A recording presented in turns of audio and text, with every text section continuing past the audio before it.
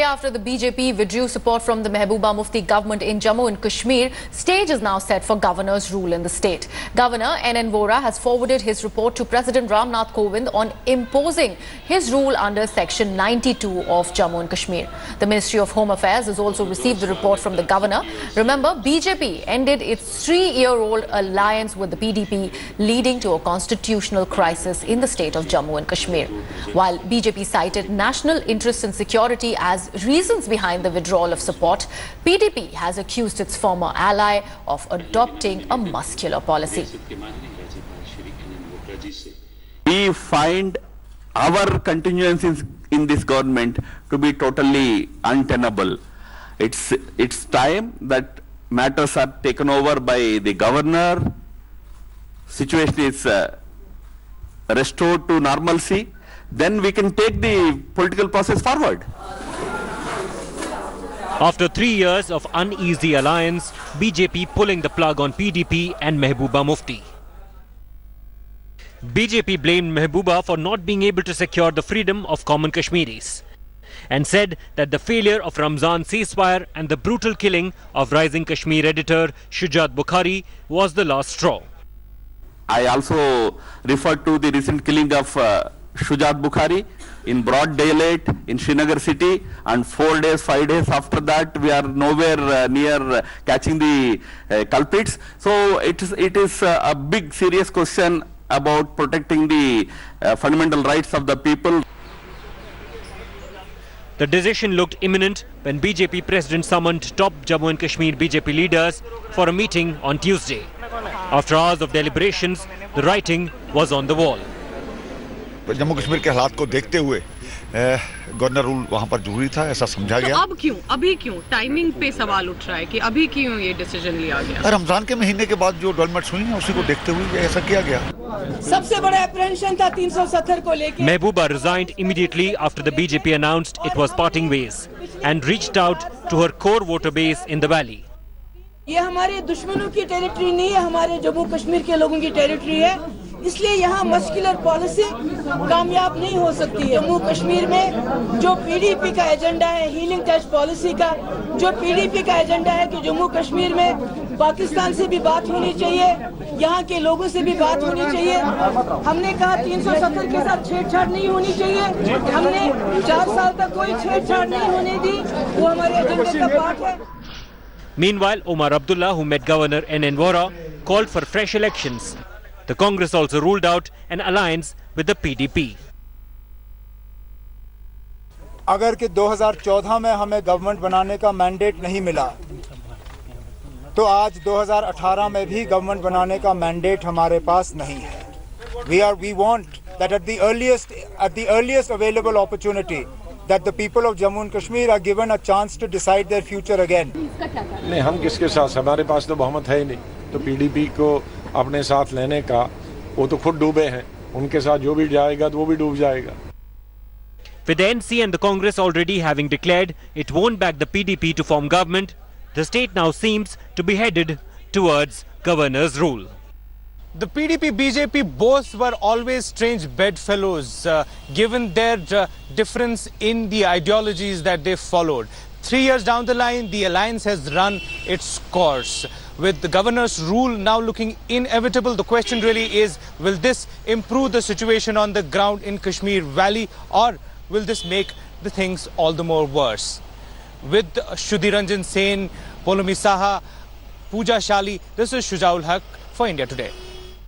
Consulting editor Rajdeep Sardesai spoke with former Jammu and Kashmir Chief Minister Omar Abdullah. Listen in to what he had to say about the BJP-PDP breakup. Let me go to my first newsmaker tonight. Omar Abdullah, former Chief Minister of Jammu and Kashmir, is joining me. Appreciate your joining us, Mr. Abdullah. Do you believe that this was inevitable? Would you say today was inevitable? Is there a tinge of sadness in the manner in which Kashmir is once again facing governor's rule?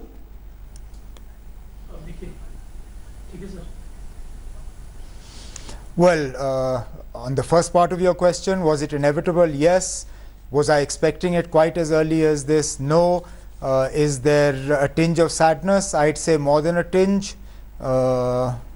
Nobody who believes in electoral politics and representative government would ever celebrate the imposition of governor's rule. But the conditions in the state had deteriorated to such an extent that it was a question of when rather than if. Who do you hold responsible? Who do you believe is responsible for it? Because I've got a tweet from you saying Mehbooba was cutting ribbons while the BJP was cutting her legs out from under her. How I wish she had left with her head held high, her dignity intact. She was J&K CM, not of the BJP-PDP. Do you believe that it was the BJP responsible for it, or was Mehbooba responsible for her own downfall?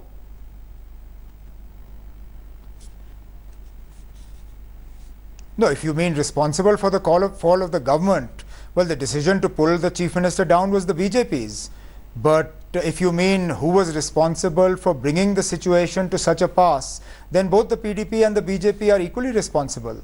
How can they absolve themselves of the responsibility? They governed together for the last 3 years. If suddenly now Mr. Ram Madhav is finding fault with everything that Mehbooba Mufti did, then they are equally to blame for this. They formed an alliance out of the post-poll 2014 situation. They governed together right until this afternoon, and neither party can absolve themselves of the responsibility. I mean, how can Mehbooba Mufti say that a muscular policy in Jammu and Kashmir won't work? She oversaw a muscular policy in Jammu and Kashmir ever since she became chief minister.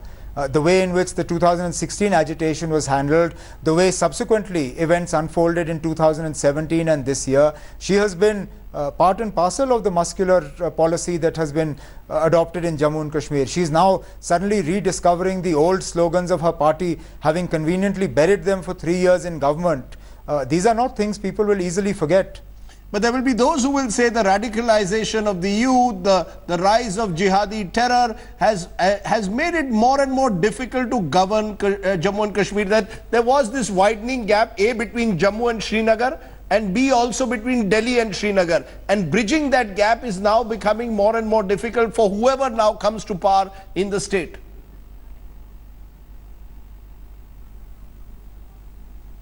So where was that gap born out of, Rajdeep? That gap was born out of the alliance of the PDP and the BJP. Why did we not see a situation like this in the 2014 parliament elections? Why didn't we see a situation like this in the 2014 assembly elections? Those elections were well conducted, well participated in. The atmosphere wasn't nearly as vitiated then as it is today. So if you're talking about a rise in terror, a rise in radicalization, a rise in the difference between Jammu and Srinagar and between New Delhi and J&K, then all this is by and large the product of the alliance of the PDP and BJP. And again I come back to the point, then the PDP and the BJP have themselves to blame. Neither one can apportion more blame on the other. They are both equally to blame for where we find ourselves today. The point I'm making, do you believe that the gap between Jammu and Srinagar, which was seen in this BJP-PDP alliance, can ever be bridged? Would you be able to bridge that today? There seems to be a widening divide, a Hindu-Muslim divide, a trust deficit between Delhi and Srinagar. Do you really believe it can be bridged in the near future?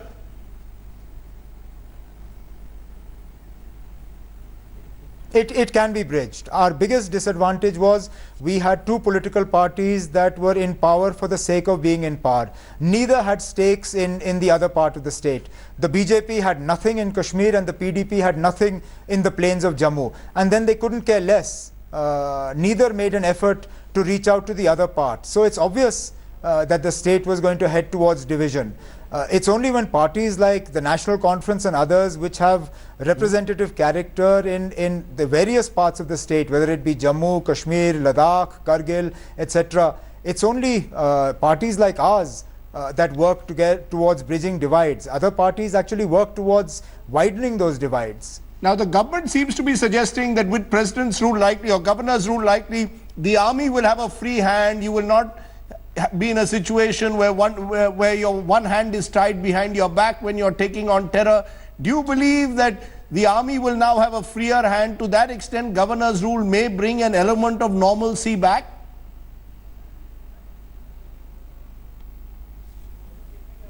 Where did you tie a hand of the army behind its back? Come on, Rajdeep. What are you saying?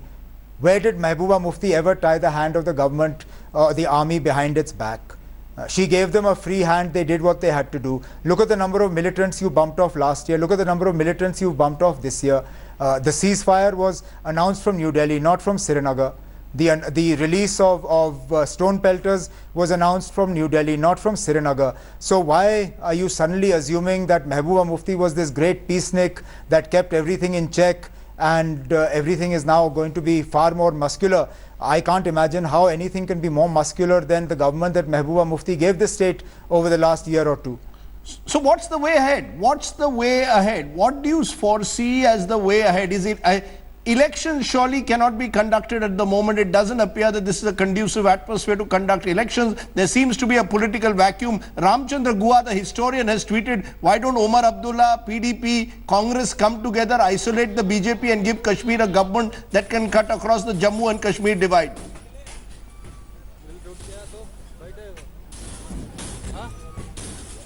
We don't need to form alliances with the PDP and others to bridge the divide between Jammu and Kashmir. Parties like mine are capable of doing it on their own. We have, as I said, representative character in Jammu, we have it in Kashmir, we have it in Kargil and in Ladakh. But that's secondary. Are elections possible in the current environment? No, absolutely not. I think it would be foolish to suggest that we can go in for elections in the next week or 2 weeks or month or whatever.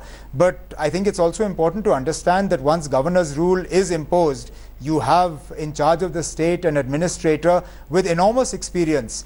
Think back to 2008, post the Amarnath Landrao agitation, how deeply divided the state was, how violent the state was. Governor Vohra, through his experience, his hard work, clawed the state back, and we had a very successful 2008 assembly election. So I don't think it's all doom and gloom. There's going to be a lot of hard work that is going to have to be put in. Parties like mine are going to have to support the efforts and the initiatives of the governor. We're going to have to give time for things to settle, and we're going to have to try and create conditions similar to what they were in 2014 when we conducted the assembly elections. So you would like Governor Vohra to continue? His term ends at the end of this month. You believe that Governor Vohra is the right man to take Kashmir forward in this hour of crisis?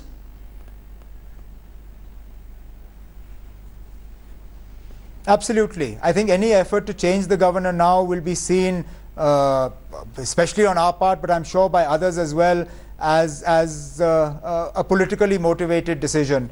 I think Governor Vohra is an individual who enjoys enormous respect across the length and the breadth of the state. He enjoys enormous respect amongst all the political parties in Jammu and Kashmir. He's worked with both the UPA and the NDA, and I think in this current environment, I can't think of a better person who can work towards restoring some element of sanity into Jammu and Kashmir.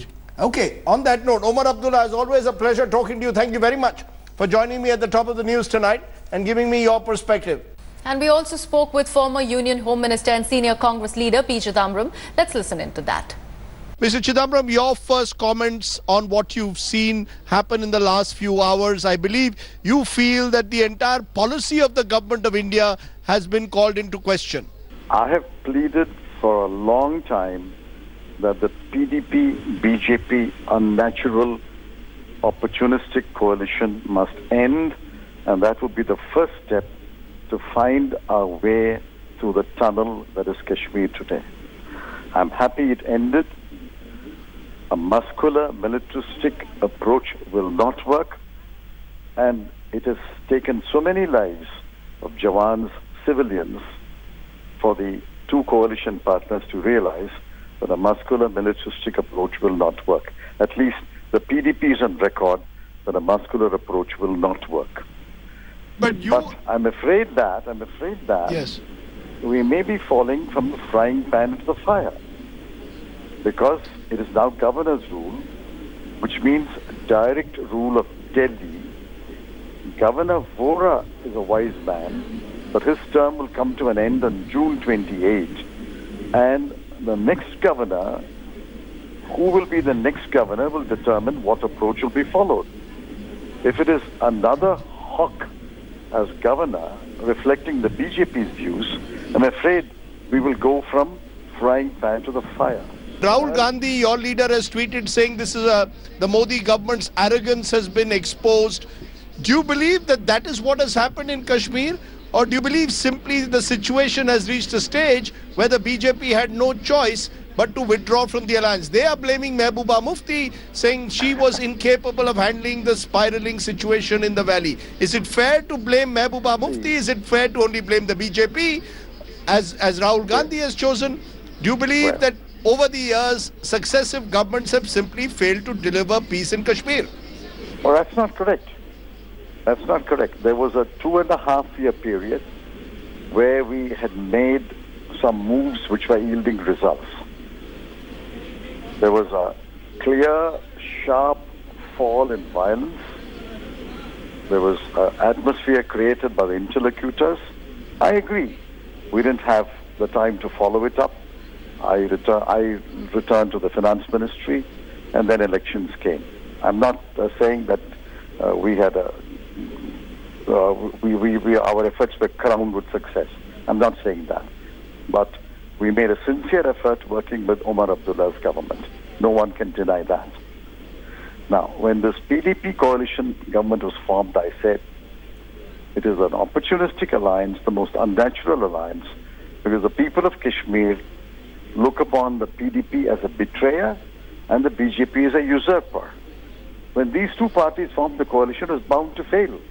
It failed. It's taken so long for them to recognize that they were a failure. And I'm glad they have failed. But now we can't go from frying pan to the fire. So I would wait to see who the BJP government appoints as governor. For 3.25 years, the BJP persisted with its alliance with the PDP. Disagreements over key ideological issues, including dialogue with separatists, Pakistan and amnesty to stone pelters to stem violence in the valley, formed the thorns in the alliance. But what was the final nail in the BJP-PDP alliance was the Ramzan ceasefire. But was this an unholy alliance doomed to failure from the beginning? Let's take a look at this report.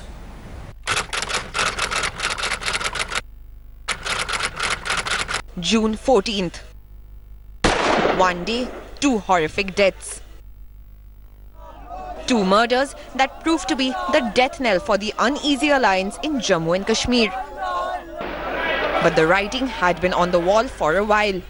Especially 2 years ago, after the encounter of Hizbul Mujahideen terrorist Burhan Wani in July 2016.